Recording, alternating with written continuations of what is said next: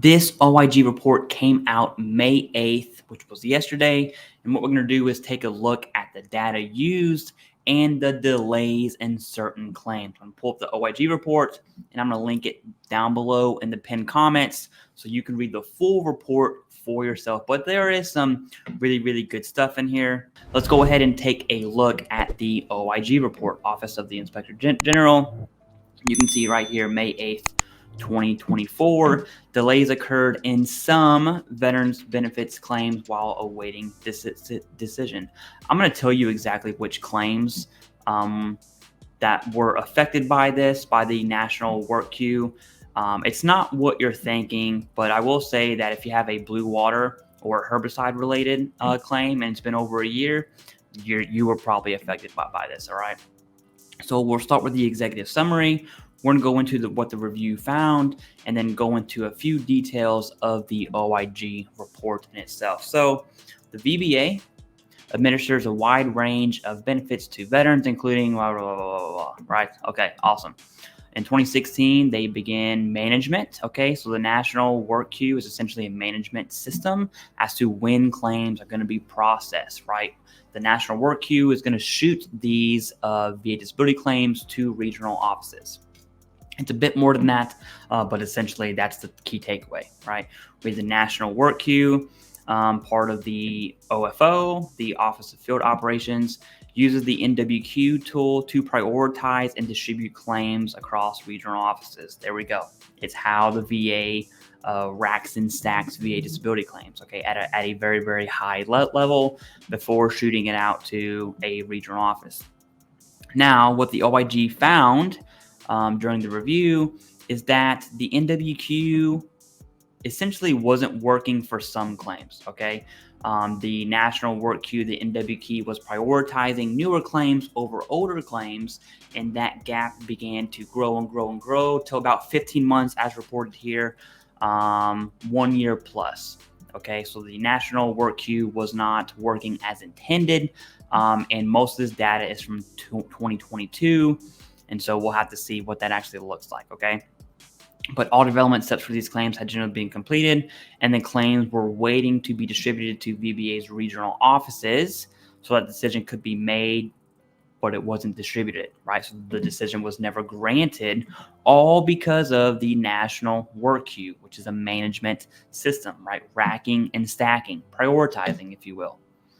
And so looking at what the review found, and here's the data, okay? So keep in mind, this is from 2022. VBA completed about 433,000 claims from May through July 22, which is a lot, by the way. And most of those were done in 125 days or less. Also keep in mind, it's the Pre-PACT Act, all right? But 10,000 of those were aged 365 days or older, okay? And here we go, the NWQ division awaiting decision, but were not distributed to ROs, meaning they were ready to go, okay? That claim was ready to be processed, and it wasn't due to a management system. That's essentially what this says here. Now, don't freak out, okay, because over 99% of those 10,000s were looking at special mission herbicide-related claims, like blue water Navy claims would be an example, okay, as well as other herbicide-related claims. Now, keep, again, Pre-PACT Act, okay? You would assume for a management system, the VA's already fixed this, especially 2+ years. And with the PACT Act and herbicide going down. But needless to say, if you have some sort of herbicide-related claim, especially taking over 1 year, you might want to start making some calls, and I would definitely reference this OIG report and just make sure that your claim is being processed, okay? The claim tracker, the VA claim tracker tool, the Google Chrome, also works on Edge extension, would be a solid tool to see where your claim is at. But let's go ahead, and I've already kind of bookmarked a few things. I want to show you the priority rule set, all right? So priority rule set, the national work queue tool uses, and there's these rules, okay? One is a priority rule set that generally accounts for VBA's priority processing claims. It's the racking and stacking, right?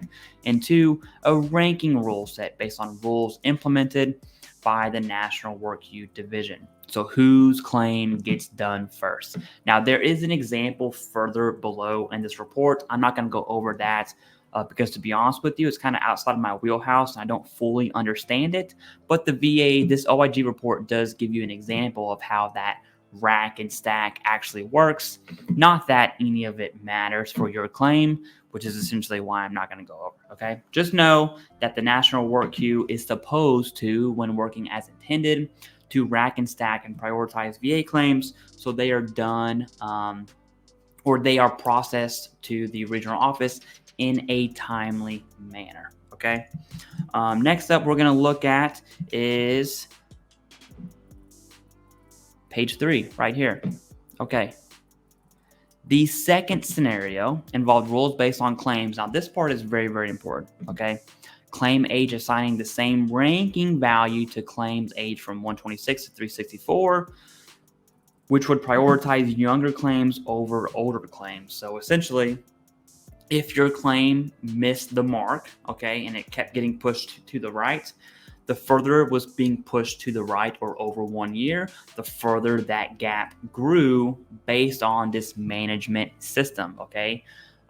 Yes, there are those who work within that system, but I would assume the National Work Queue is very, largely autonomous, meaning it uses formulas like an Excel worksheet, if you will, to kind of rack and stack those claims. So if no one is, I guess the blunt way to say it is if the VA isn't doing their job, claims will obviously slip through the cracks. About 10,000 of them in this instance, okay? Now, these reports were from 2022. So the question is, did the VA fix the problem, right? Did the VA fix the problem? That is definitely my number one question. Now, the VA, when you look at the recommendations here, right, the VA made 2 recommendations, and we're really going to focus on VA management comments and OIG response because I am a bit confused because this report came out in May 8th, and the VA is saying, hey, we fixed it, no problem, right?